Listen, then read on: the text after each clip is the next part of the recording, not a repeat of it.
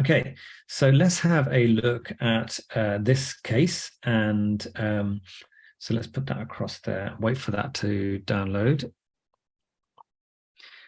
Okay, so we are, it's not downloaded. Okay, so here we go. So we have got this patient here, and this is, they don't look particularly old, I guess, but straight away we can see there are a few abnormalities that are quite striking. We'll work through it together. So we can see around this area over here, this looks slightly blunted, and that area looks slightly blunted as well. So we're looking at bilateral pleural effusions, right?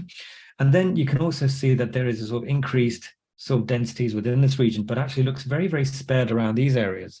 And when you look at the highlight over here, but then they kind of look a little bit too high or high highlight, as they were. So that's when you've got to start worrying about, okay, what's going on here? What's happening? So it looks like increased density over here. The highlight look like they're slightly increased here. You've got bilateral kind of pleural effusion, sort of linear reticular changes around the rest of the lungs. So someone has said, that's really good. AT shop. Yeah, I was trying to look up what that is. So for people that don't know, someone has said AT shop. And AT shop is actually an acronym, which is for upper lobe fibrosis, right?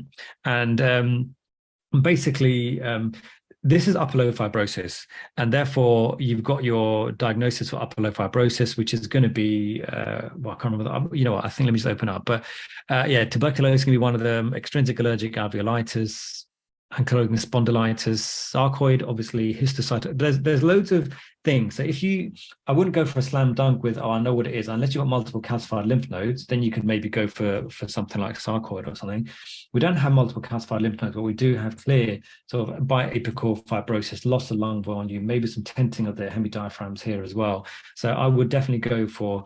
I would say if I was reporting this, I'd say this is an adult patient. I can see that there's increased density in both lung apices with tethering of lung parenchyma towards the lung apices, and the high look elevated. There's also tethering of the hemidiaphragm, blunting of the costophrenic angles. I'd be concerned for apical fibrosis. Differential for this would be, et cetera, et cetera, et cetera.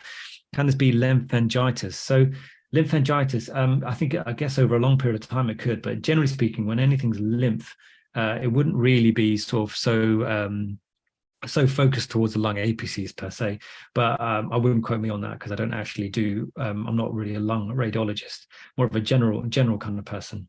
Okay, so let's open the next case. Very, very chest heavy today. I was actually telling someone, like, I wasn't trying to, sorry to confuse, I was meant that we're moving away from BTS cycle traction bronchitis. Okay, fine. Yeah, I don't mind. I don't mind. I'm actually here to learn as well from you guys. So this is actually useful for me. Okay, so we've done this one. Oh yes, because we were using my hard drive to do some of these cases, so we can leave that one. This is the perforation for anyone that doesn't remember.